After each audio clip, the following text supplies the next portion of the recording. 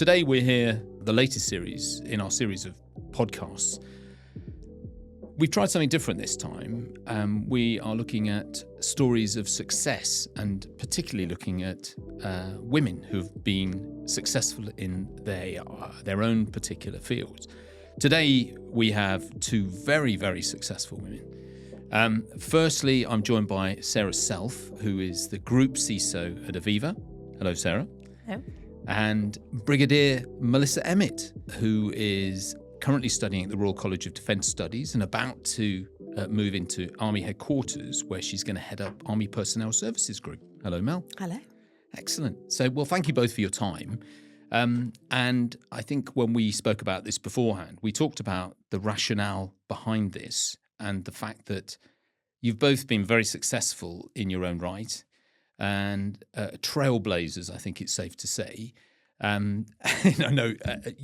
You are, whether you realise that or not. And of course, women would look up to you and try and emulate in certain areas. What I'm interested to kick off with is your career journeys to date.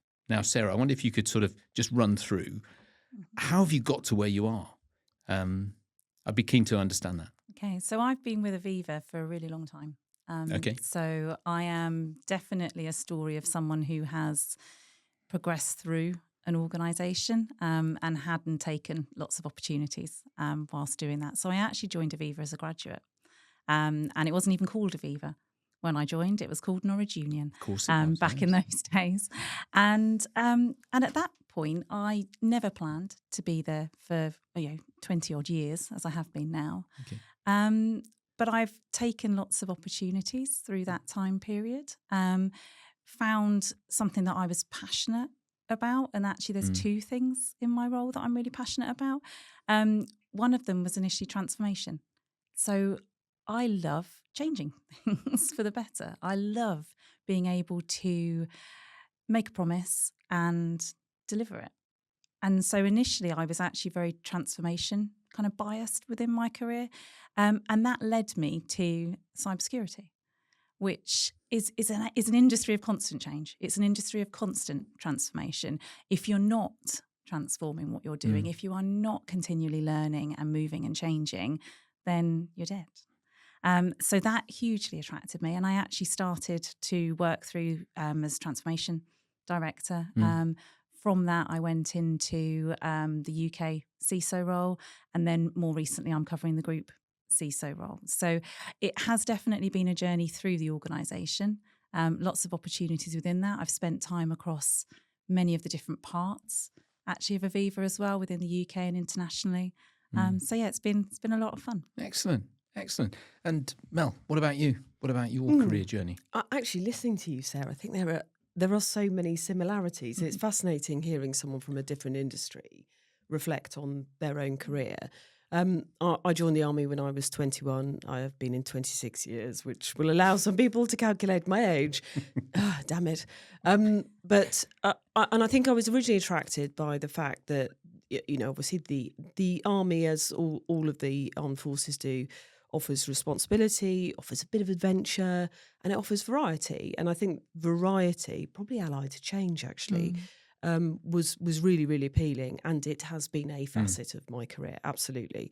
So I commissioned from Sandhurst in 1999 into the Intelligence Corps. But I would say that hadn't been a goal from the outset, and this will probably be a theme of our conversation. I had discounted myself from that without really doing the research. So I was very lucky at Sandhurst that someone said to me, one of the instructors said, I think you ought to consider this. Looked into it more fully and realised I might be a reasonable fit. That has sort of worked out.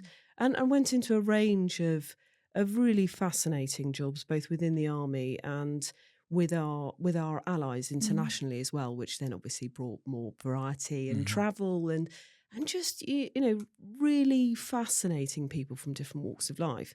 But as I went through that, I would intersperse my intelligence jobs with what I suppose we would call HR or personnel roles. It might be training, it might be the career management of individuals. Over the course of the years, I've done more and more of that, which is why I'm now going to a 1-star job in Army headquarters.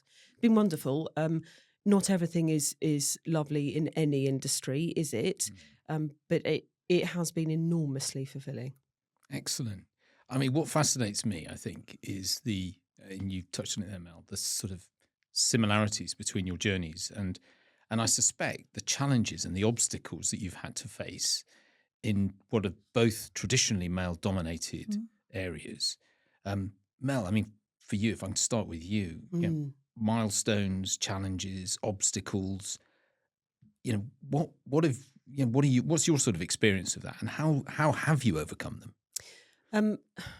I think the majority of people I have worked with and the structure of the Army has actually been very positive. I think people forget for example, we have a pay scale where it doesn't matter what gender you are. It depends on your rank. So, and that's all published, that's an open source. Anyone can see that. So there is within the structure some basic equities which are wonderful.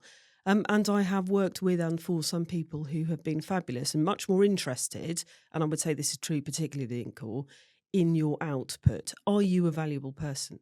However, yes, it was very male-dominated when I started. It was about probably 4 or 5% of the Army were female in the late 90s. And it's only, depending on which section you're looking at, it lies somewhere between 10 and 17%. So it's about 14% on average. That's not a huge improvement over the years. But what I would say is the last 5 or 6 years, there's a real head of steam where I think people have realised that the value of a diverse team in every one of its senses. The challenges are, again, I suppose those people who are not open to that, the closed-minded, you're not like me, therefore I can't identify with you. So there've been some, and we could all do this ad nauseum, couldn't we? There have been some unfortunate examples where I have been stopped from deploying because they don't think women should go to that theatre. And what I regret is not challenging that. This was years ago, mind. Yeah. And I look back on it and think, why did I accept that? And it's so easy to say, but everyone sort of did. What I find deeply heartening now is that most people don't put up with that. And most people don't say things like that's stupid. And, when we have, again, structurally more opportunities, so there are fewer chances for people to be prawns and short-sighted. And I think it's just that, isn't it? It's just about people being decent human beings and you're part of the team. That should really be the end of it. It's interesting what you say about the numbers, actually, because there's quite a correlation. If you look so if you look at sort of CISO roles, it's generally, even today, somewhere between 9 and 14% of women CISOs across kind of all the various different industries. And that hasn't shifted a huge amount. Why is that, though? It's a little bit better in certain areas. Okay. So actually FS is actually a bit better. And I think a lot of that is because financial services has put a lot of probably understanding around diversity in teams. It's still a hell of a lot of work to do. But actually they understand the benefits more around having diversity of all types across your teams. But there's some areas where the numbers are incredibly low. And I think it's a mixture of different reasons for what I see in the industry. So sometimes I think it's perception. And that is perception by women limiting themselves as well as perception by others. So I think there is a perception that you have to be a certain fit. And a CISO looks a certain way, and a CISO does a certain thing. And actually, let me use something because this I find fascinating. I recently went into a whole load of generative AI engines, and I asked them to draw me a picture of what does a proper CISO look like. Emphasis on the word proper. Wow. And not a single one came back with a picture of a woman. Interesting. And it's so there is a perception, not just historically, but we run the risk of propagating that perception and keeping it going in the future as well through some of those different mechanisms. So I think there's lots of different reasons for it, is the bottom line. I think that's what's so important about the diversity and inclusivity sort of agenda, which I think many of us could be really uncomfortable about, can't we? We were talking about this earlier. But that's part of the evolutionary process that I think you and I are perhaps describing. And that's not the only pillar here, but making people realise what are the barriers to stopping these percentages going up. You really need someone who's looking at this full time to work out, well, why is this happening? Yeah, because if you don't bother to put the time in to really understand the why, then it can become a really forced and uncomfortable experience actually for people in the organisation. You know, you can almost feel people of diverse groups, characteristics can feel forced into roles and feel like a statistic, which actually is awful from a cultural perspective. People also believe that it's happening because of tokenism. Yeah. So you have to understand the why. What's the underlying reason why either people aren't applying for certain roles or aren't putting themselves forward, or why aren't you creating and generating a culture that allows those people to come through an organisation and actually allows them to flourish? And I think there is a better understanding now of the why. And some of the things that you can do differently through recruitment and through retention processes. But there's a hell of a long way still to go. We don't understand many of those things. And some of them, I think, are still quite taboo, actually, and people don't feel comfortable talking about them. Really? Like what? I think different stages of women's lives are still taboo. I know where you're going with that one. So if I think about me personally, I'll share my age as well. I'm 44. I've got 2 children. Yeah. I'm not yet at the menopause, but I will be at some point in the future. And actually that will possibly change how I operate. I have had 2 children, meaning I've gone on 2 maternity leaves away from my career. That was changed me in many different ways, becoming a mother. Coming back to work post-maternity leave was quite hard, actually, and quite challenging. And whilst I think other people will have different experiences they go through life, so men will take time off when they have children, and their worlds will change when those things happen, and they will come back into different working environments, or they might go through different periods of how they feel throughout their life. So I know everybody does. I do think it can be quite maybe a little bit more extreme for women. The menopause thing has been so fascinating over the last few years that we've gone from don't mention it and being extremely embarrassed about something that is utterly normal and how wonderful to live long enough to actually experience it, although clearly it can happen much earlier. I now find, I mean, there are some menopause symptoms you just can't hide, and you just have to own it, I suppose, in modern parlance. But what's lovely in the military, we now have, like many organisations, a menopause policy. And, policy is not the silver bullet for making things okay, is it? But at least it's a start point. It generates a conversation. I've been really heartened by how many of my male colleagues are really interested as bosses, as colleagues, as partners of people going through the menopause, or about to, or whatever, and understanding it. I now find I have conversations with my male colleagues, asking for advice as to how they might support people. And I thought, 5 or 10 years ago, that would not have happened. And I recognise what you're saying about lots of taboos. One of the areas of data collection we've done recently in the army is around career progression and what might be holding our service women back. And I think we all wanted it to not be something around childcare, because everyone was expecting it to be around childcare. Lo and behold, it was about child rearing years. But what was good, I mean, it's clear that's not the only thing, is it? We were able to get a lot more detail about where the pinch points were, what we can do to help serving couples where you've got both parents perhaps in service, and what the rules were around things like promotion and employability that were unintentionally holding women back, Yeah. and we've changed them. That hopefully will improve retention. It goes back to your point about, you can recruit people, but you've got to keep them. Otherwise, this pipeline to get to more successful women at senior levels is not going to happen. And it's and what you're describing there is that getting into what actually is the things that are beneath it. Let's have data and have a fact-based conversation about it. Let's actually understand what it is, because then you can take meaningful action about it. Otherwise, I think it's a nice conversation. And I think what we have seen changing more in society more broadly, but in a lot of industries, is getting into that reality. What are the things? And then do something about them.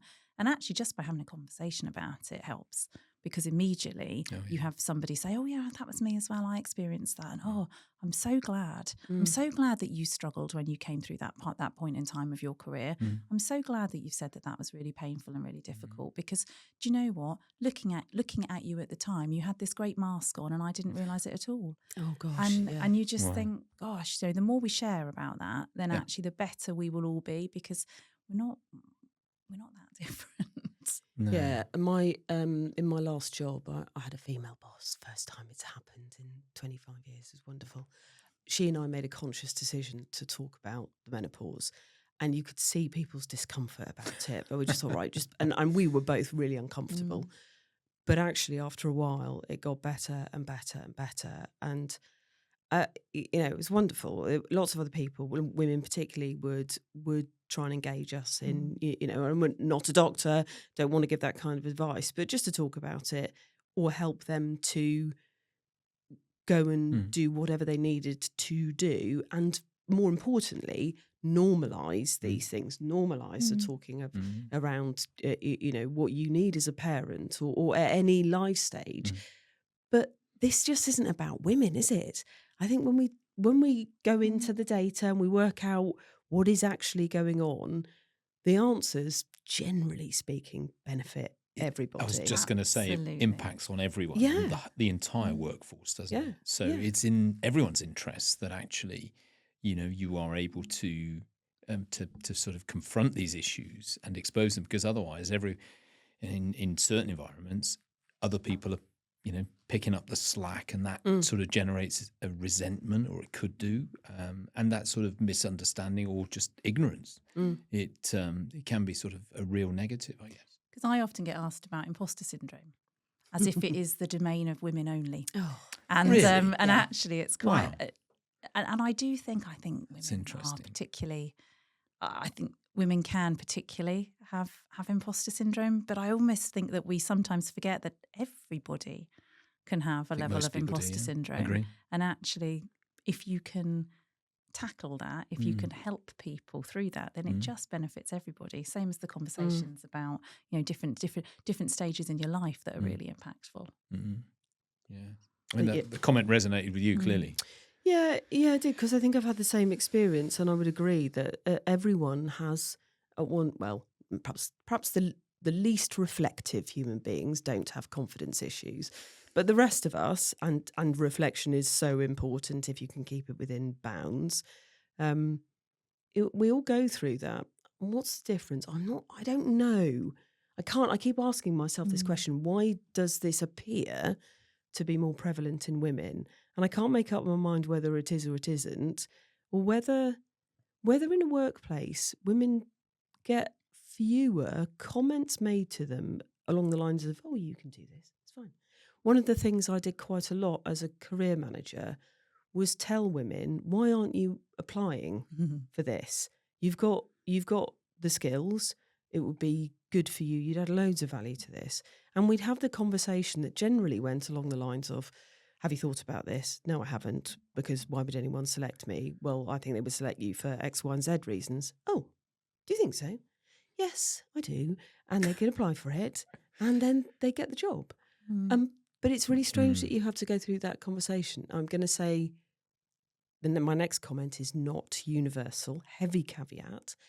That isn't the conversation I would have with a lot of military men. No. That they would be a lot more ready to recognise their skills and be a lot more comfortable, and I'm smiling here, but a lot more comfortable to accept where they were missing skills. And that wasn't always about arrogance. Sometimes it was. Good luck to them. But I think also it was about, do you know, I'll learn those things. That's fine. Yeah. It goes back to this terribly trite adage of, you know, women if they think they meet 80% of the job description, will worry about the 20% they don't meet. And the reverse is true for men. I think that's a bit bland as a statement, but I think that's discussed a lot in HR, isn't it? It is. It is. And do you know what? There was something that you said right at the start when you talked about kind of moments in your career, and you said that you were at Sandhurst and someone had said, well, we think you'd be great at this. And you had almost already counted yourself out. And it took me back to something relatively early on in my career when a very senior lady who I'm still in contact with now pulled me to one side and said, I don't think you realise that you're very good. You might want to, might want to sort yourself out a little bit and actually get a career plan, and actually, do you want to do something with yourself? Because, you're great. And I'm not certain that you know that. Interesting. And she bothered to have that conversation with me, and it was really pivotal. Yeah. But I wonder whether would I have had that conversation. I don't know how many years would I have gone until I'd had that conversation with myself. And there is something about women helping women in that. Have you thought about this? Have you done that? Have you had a go at this? I was going to come on to that actually, because I think that's quite an interesting area, mentorship and support in that. And you mentioned the nudge from a woman, but would you see similar sort of nudges from male colleagues or male sort of bosses at all? Have you had that sort of thing?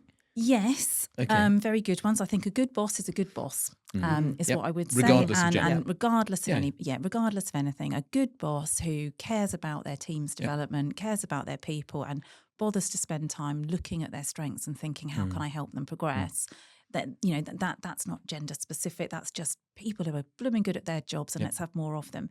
Okay. I think what I have tended to see is that women have sometimes needed more encouragement to think that they can do the next thing, or seem to need somebody to give them that helping hand a little bit. And I honestly don't know why on that. But the truth is probably I need to dig into it a little bit, because I think I'm the same, actually. Really?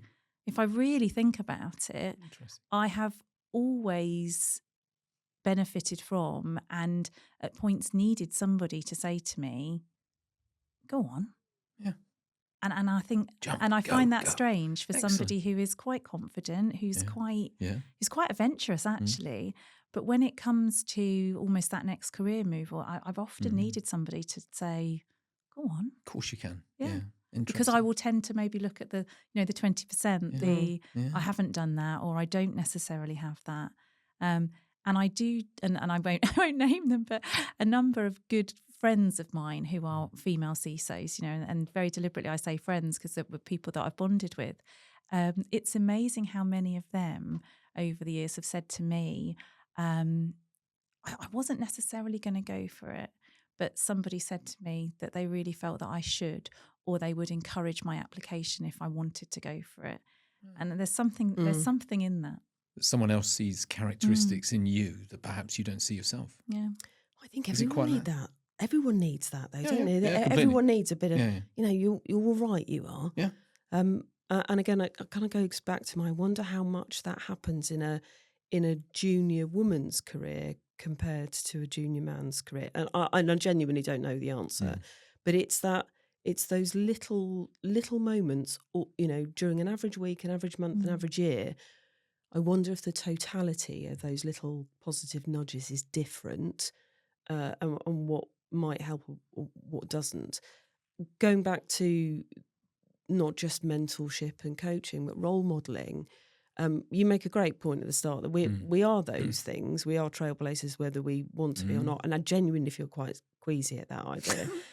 Being an inspiration to something. Momentarily. I cannot get my head around. It'll pass, Mel. Did you see my face when you said it? Oh, yeah, I literally I kind of went, I know, exactly. I know that. But it's so true. Isn't it? It is so true. I had a really, really seminal moment about 14 or 15 years into my career. And I'd been on a course with about 280 people. It was a big course. And throughout the entire course, which a lot of visiting lecturers, a lot of, one-to-one engagement, group engagement, we had, so there were dozens, probably hundreds of people who came to speak to us. We were very fortunate. There were 2 women. Really? One was Ruby. That's over a year, isn't over it? A That year, course, yes, yeah. I know which one you're talking about. One was Ruby Wax, who was wonderful, but not military. No. And the other one was a senior civil servant, who again, great, not military. This was the same year that the Royal Air Force had promoted a woman to a level that was unprecedented in any of the 3 services. So it was a really important year. And then they did it again about a month later. So it was important. No one picked up on it on the staff. Because it just didn't occur to anybody, not through malevolence. Yeah. And I remember sitting there thinking, where are the women? And then realising for the first time in my career how important it was to me to see a senior woman, to have a role model. I'd blithely gone through my career thinking, well, as long as if I work hard, and it sounds so trite again when I hear myself, if I work hard and I'm a little bit better than everybody else, then that might be enough for me to be successful, rather than looking around and thinking, who do I want to emulate? You don't look at someone wholesale, do you? I want to be them. No. But just taking little pieces. And I realised that there weren't very many of my male colleagues, and this isn't a reflection on them at all. I think this goes back to who you identify with. There weren't very many of my male colleagues where I thought, I might want to take the odd skill, but I want that. Yeah, well, that's really inspiring. And I just thought, I don't think I'm that cynical. No. But when I started seeing senior service women, the penny absolutely dropped. And again, we had this conversation as a group of about 20 women on this course, so less than 10% of the entire course. All of us had this dawning realisation at the same time, and we all sort of promised each other that we would go out and we would role model, however uncomfortable it was. It's interesting as well, because I can remember having, when Margaret Thatcher was the first female prime minister in 1979, and people all of a sudden assumed that that there was a level of equality and diversity in politics, that they'd broken through the glass ceiling. Of course, in the Army's case, you've recently promoted. You've got your first 4-star general who's a woman. Yeah. But of course, for people, and it'll be the same, I guess, in the financial services or across in the private sector, because one person does it, that doesn't necessarily mean that. And that's why I used the Margaret Thatcher sort of analogy, that it doesn't mean it's all sorted, does it, at all? You've got to continue to do it. It is. Yeah, and it's going back to that understanding why. Because if you don't understand, well, what was it that enabled that person to get to that position, and how do you enable that for other people, then it's an outlier. It's a data outlier. It's not, it's not becoming the norm. Yeah. It's not creating a pathway for others. And actually, it's one of the reasons why I said yes when you asked me to do the podcast, was because I've recently had a number of female colleagues that have said some lovely things to me, and whilst being excruciatingly embarrassed when they've said those things to me, actually it really made me think. I was like, oh gosh, I've got a responsibility here. That whilst I've known that I've had a responsibility for a period of years, I actually gave myself a bit of a talking to and thought, I'm not certain you're doing enough. Now, I do a lot in terms of, I've got a lot of mentees. I've got a lot of people that I coach and support. I do a lot from that perspective. But I was like, I don't know if you're doing enough. And not just women, presumably. No, not just women. Absolutely. No. Yeah, not just women, not at all. But are you doing enough visibly? I don't know. And there's something excruciating about the idea of being more visible. But actually, I think the more people that can see people in positions, of importance, of authority, then actually it really helps. This is a period of cultural change, I think, as well, isn't it? That we can't just rest on, it's an evolutionary process. We'll all get there eventually. That's not good enough, and I think that way laziness lies ahead. But but I think there is a cultural change that is happening, which is great, and it isn't just affecting women. But I think during that period of change, we do need to be more visible. We do need to shuffle it along. We need to be part of, the group of catalyzers who really enable the good to come out of this, so that we reset the working environment and policy and structures into a better place.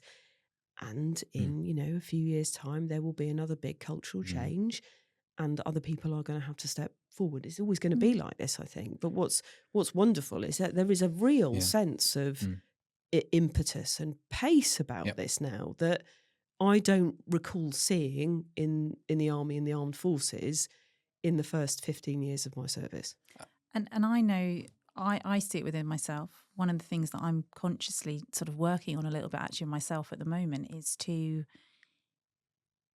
I've always been authentic at work. I'm always me. I don't know how to do anything other than that. However, when I really question and challenge myself over my 20-odd year career, have I sometimes put a mask on? Yes, I've put a mask on. And actually my mask, I realise, what does my Sarah mask look like when I'm at work? I think it looks a bit, I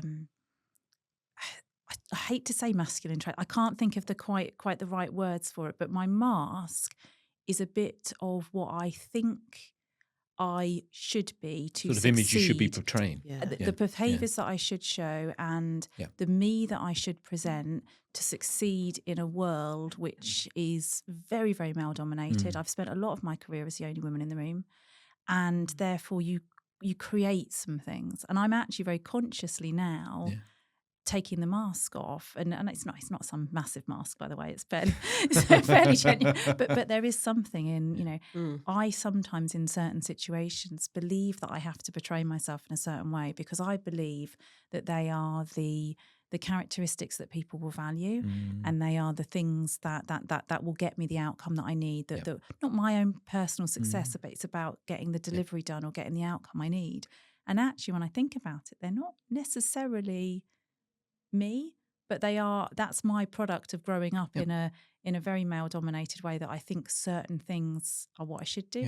And actually what I'm finding is when I don't do them, it's even better. I was going to say, I wonder if that's about your perhaps your instinct for survival as well, isn't it? That you we're pragmatists, we have to do some of these things, or we feel we have had to. I can't answer the question of would I, with encouragement, would I have done that a few years ago? For me, I find one of the lovely protections of being a bit senior, and there don't appear to be very many of them, but one of the lovely protections is I can afford to give myself more permission to, where I've instinctively turned down the volume on some of my personality traits, looked at them and thought, well, actually, is it useful? And maybe just dial it up a little bit more because that's me, and because I think people find it quite reassuring to see a senior leader and a senior woman, anyone of any gender, I suppose, being genuinely themselves, and therefore probably a bit more relaxed. Therefore probably a bit more reassuring, a bit calmer, a bit less likely to be stressed. I mean, it all just sort of comes together rather nicely then. And do you think there's more pressure on you to behave, and you sort of touched on this, the sort of the other aspects, that I'm not going to say that sort of area of masculinity almost, but do you find there's more pressure on you both to be like that? You have to be in a male dominated environment. You need to. Do you think? I'm not certain that there is now. Okay. And this is a genuine question that I ask myself. I don't know the honest answer to. Okay. Whether there was a real need to do those things, or whether it was my perceived need to do those things.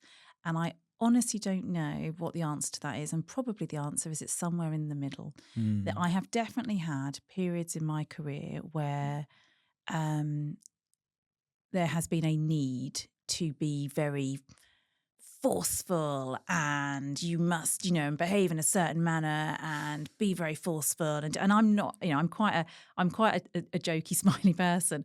And that was definitely kind of a need at one point. And it was very, that's how we are. But isn't it a shame that we ascribe masculinity to those attributes? So, yeah. And it's so great point. awful for the blokes as well to have to be like that. And I'm particularly talking about the army, which of course, on a bad day, the application of lethal force requires, pretty clear directive behaviour, aggression in a controlled sense and in a professional sense. But they are masculine. We perceive them to be masculine traits. How ludicrous! Of course, women can have all of those traits, and of course, men can have other traits. That doesn't make them any less of a man at all. So again, it goes back to my point about when we really examine these and we start, busting a few myths, it benefits everybody, not just because the benefit to women is good for everybody, but also because actually we've learned a lot about everybody in the workforce as well. The other important point, I guess, is that you're both in a world where it's quite resource constrained. I mean, you're both sort of fishing. You're all fishing in the same pond for recruits, and of course, if you avoid recruiting women and young, you're missing a sizable proportion of the demographic, and your manpower issues are just going to perpetuate, aren't they? I mean, and so you've got to, and of course, many young girls these days, of course, and you'll probably know more about this than I will, Sarah, that there's an expectation almost that why should I be treated any different to such and such an individual based on my gender? Isn't that true? Do you think? Yeah, well, firstly, I probably wouldn't use the word manpower. I'd probably use the word workforce. You know what? I had the same reflection. But you're great because you'll go, fine. But I think this is part of the bigger spectrum. It's not about pedantry. It's about the fact that, it's those tiny, tiny little things that mean half of the human race isn't necessarily included. This isn't about, we keep on talking about minorities. Of course, you and I are a minority in our own industries, but we're very slightly the majority on the planet. However, to go back to your question, in terms of expectations of how we might be, I was just thinking that, a lot of this, having certain traits or exhibiting certain traits is sometimes about fitting in, isn't it? And when our organisations were less diverse, and this goes anywhere, doesn't it, in the human race, that we will always want to try and fit in. And so we will perhaps emulate the median behaviours of the people around us in order to do that. And what a pity, because that's the absolute opposite of diversity, isn't it? The thinking and the challenge that enables teams to come out with the best ideas, the greatest solutions. But I'd also say that it's not always bad being in the minority. I don't know if you've ever found this, Sarah, but actually sometimes it's been quite fun to be in the minority because you're a little bit different, and because sometimes with perhaps men who are less comfortable, you put people ever so slightly on the back foot. And that's not always a good thing, clearly, in a team or in a leadership role. But to have people around you not necessarily sure of where you're going to go next, to not be second guessed, I think can be really, really powerful. And not to think like you as well. Yeah, and that's really important. Yeah, and to value that you're going to think differently. But that's the point, isn't it? To value whatever is coming out of each member of the team, 100%. as long as it's sensible. Define sensible, of course. We're going to get into a cyclical argument here, but I think that's the essence of what makes an absolutely brilliant team. But it's sometimes it's quite fun to be different. Yeah, I would wholeheartedly agree with that. Sometimes it's your little superpower that actually you are the one that stands out in the room very, very obviously. And actually you can wholeheartedly kind of use that. It almost, you said something earlier on about kind of giving yourself permission to do so. It's almost like that permission to be different is already there because it's obvious. Yeah, yeah. And actually that there is something in that. And certainly I know that I have used that advantageously at points through my career as well. So you're spot on to call it out. We sometimes talk as if it's kind of always a negative thing, but actually it's not. Often it is. It's a lot of these things are about how you use them. Well, and everyone's using everything that they've got, whether it's skills, physical attributes, anything, to try and gain advantage, because that's just how human beings operate, isn't it? Yeah, very much so. Very much so. I mean, in the interest of time, we've covered a whole host of ground. Leadership, management. I'd sort of like to dig into that a bit, and you've both touched on it a bit. You mentioned about authentic. How would you sort of describe your own leadership styles? And could you? So how would I describe myself? It's always weird to describe your leadership style, because I kind of always feel like you want the team and the people around you to describe you. But I'm. Well, hopefully they'll be watching the podcast. I'm very outcome focused. So I would say I'm very outcome focused, and I'm very quite high energy and team focused. So my leadership style has definitely evolved as I've held more leadership positions, and I've understood kind of more about what makes other people tick, more about, you know, how to get the best out of people. But yeah, quite energetic, quite positive, quite outcome focused. And I like to lead a team, and I like to be in a team. I think that's quite a thing about leading, is you have to like it. Yeah. If you don't want to, and if you don't enjoy it, it becomes very obvious, doesn't it? It's very, very obvious. Yeah, and I think exhausting for you and for everybody else around you. I get energy from leading a team. I get energy from seeing a team deliver something and achieve something and feel proud of it. I genuinely feel brilliant when that happens. I think if you don't get that emotion, then and that's infectious as well, of course, isn't it? You know, the team will see that, and then it essentially you're building, you know, helping to cohere and gel the team, and then all working towards the same output. Mel, what do you reckon? Yeah, I would hope most leaders would say I'm outcome oriented to some degree, but I also recognise that I can sometimes be too task oriented, because, again, you know, I don't know if there's a particular issue in the public sector versus the private sector. Perhaps that's a conversation for later over a brew. But I think there is a degree of pressure on resources, and therefore there are times where you just have to get on with it. However, as a consequence of that and building your team, I think your team will be much more forgiving of the let's get on with it, relatively directive style of leadership, as long as you have times where you can afford to be more relaxed, more ruminative, perhaps even a bit more experimental about who plays what roles, so that they're developing other skills. And you'll know this, John, I love to have a laugh in my team. Why would you come to work if you're not also going to be vaguely friends with your colleagues and have a bit of fun with it? Because it's such a big part of our lives. And certainly, you know, in the industry that I've been in, there are many, when the days are dark, they are very, very dark. They are thankfully very few and far between. And so I find it very, very important to bring a degree of lightness. But I think the other thing that really drives me is because we're constantly operating with change, and that's hugely innovating, but it's a permanent threat for some people, isn't it? Lots of people don't like change because you have to adjust. And it is, you know, our brains perceive it as threat to start with, don't they? So I'm very keen on trying to build certainty and clarity in with the team as well, just to calm everyone down. So a bit of fun, bit of calm. How do you stay motivated and resilient, though?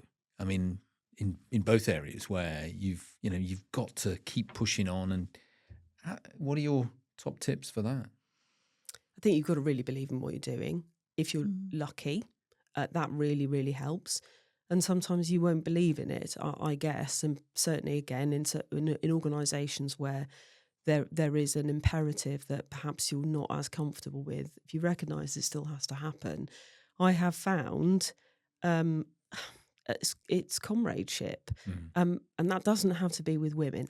However, over the last few years, I have developed a number of small and large circles of women from whom I have derived a level of strength that's really surprised me. But it's just being able to go to other people and just chill out, mouth off, and have some non-judgmental support. I find deeply empowering. Yeah, I agree. And I would say on the motivation bit, I think if you genuinely feel that you've got a purpose in what you're doing and it is a good thing to be doing, then actually the little bits that you feel less motivated with you can get over them pretty easily because you've genuinely tied into something where you feel motivated. And I do that kind of sense of purpose. I feel really, really strongly in actually kind of what I do. You know, there is very simply you do feel like you're the good people against the baddies. You know, that's very an innate level. That's Them very against us. motivational. You know, you kind of go, we're the good guys here, team. You know, and that's very motivational. You know, just to think, you know, to feel in that way. In terms of resilience, I think the first thing for me is actually I've recognised over the years that you do go up and down a little bit. Not. I mean, I don't to extremes. I'm a very genuinely optimistic person. I'm always vaguely surprised if I ever buy a lottery ticket that I don't win. You know, I am a natural optimist. It's kind of it's in me. But I do. But recognising actually that sometimes you need. Other people, you need other people around you. You need something different to kind of fill the tank up a little bit.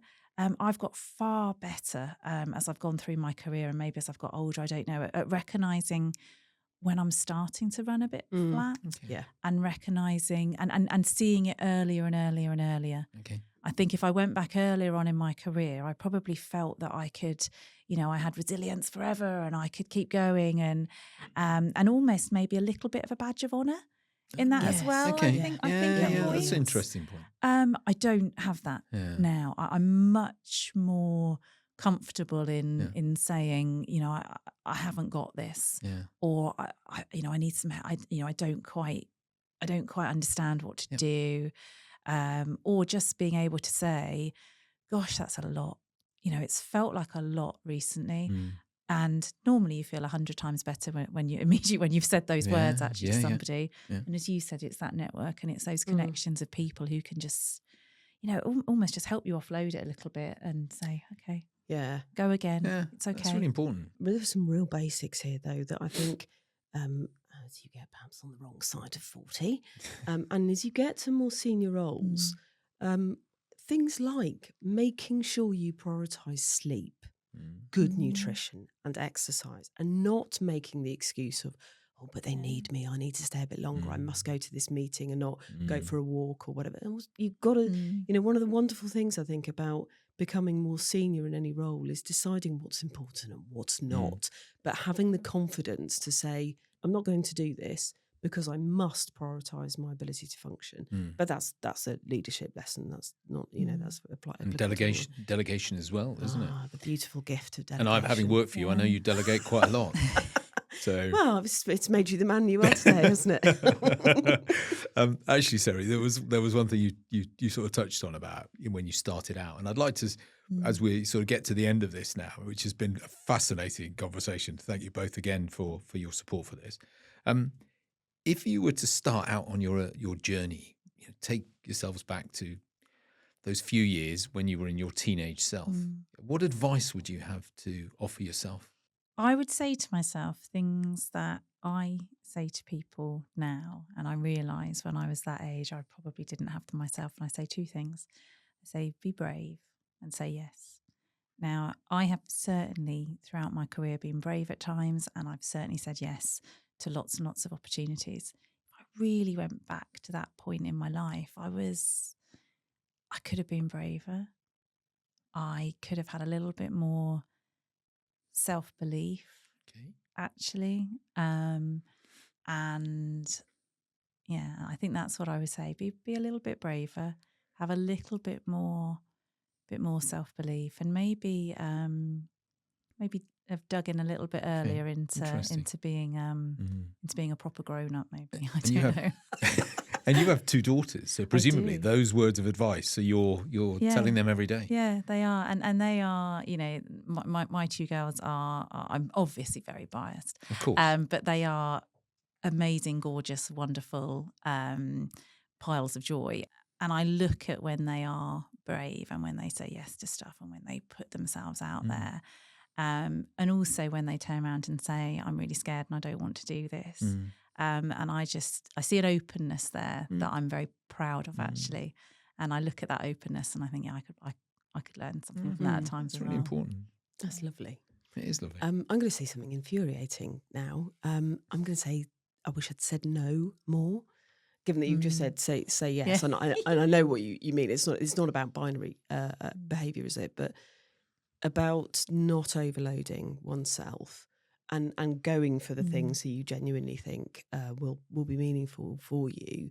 And I think that would have reduced the pressure I'd put on myself. But I also would have said, and I would say this to anybody, don't be a prisoner of your own inner monologue, which I think links back to what you're saying, that there is so much of one's reality that's created in your head that is in fact not reality at all. It's just the prison bars you make yourself, isn't it? Yeah. But everyone does this. It's not 100%. About women. Absolutely and not. just perhaps note what it is that's going on in your inner monologue and examining why that is the case.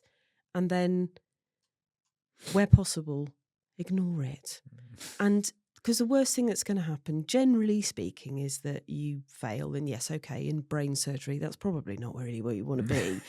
But if the worst thing is that you're going to fail, and here's a military adage: is anyone going to die? If people are going to die, perhaps don't do it. But if no one's going to die, then do it and be comfortable when the failure comes. I have a lovely friend who refers to things as, you just style it out. Just style it out. I wish I'd learned to style out my mistakes and almost to own them and be really comfortable to talk about them with other people. It would have made me so much braver. I wish, and I try to do that much more now. Yeah, that is interesting. Roger Federer was talking recently, wasn't he? He did a fascinating bit where he showed some of his career stats, and it was talking about kind of failing, and I think he said his career stats were he had just about won just over about 50% of the points that he'd played. So that meant that somebody as one of the world's greatest tennis players, and actually he had lost just less than 50% of every single point he played in his career. Wow. And I just thought that's a brilliant stat for all of us. Isn't it just? Because it didn't matter that he lost the point. What mattered was what he learned when he lost the point and what he did next. Yeah. And I think if we could all genuinely do a bit more of that, that would be amazing. Yeah. Well, my last question is the Desert Island Discs question. So I'll ask you both this. If you were marooned on a desert island, what would be your one luxury item and why? And as I've said earlier, Mel, a gin distillery doesn't count. Well, I'm going to have to think of something else whilst you... I know. Well, there we go. Am I allowed to be uber practical? 100%. You can do whatever you want. Okay, so I'm a bit less ginger now. I've got less ginger as I've got older. When I was younger, I was quite a lot more ginger. I do miss it a bit, actually, but I am still properly ginger person skin. So I'm one ginormous freckle.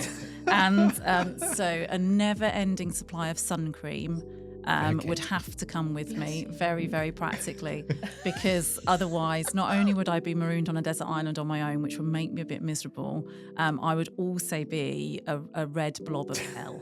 So never-ending supply of sun cream for me, please. Entirely reasonable. I would love to say something really useful like a toolbox, but what I'm going to say is a karaoke machine. Oh, I like that.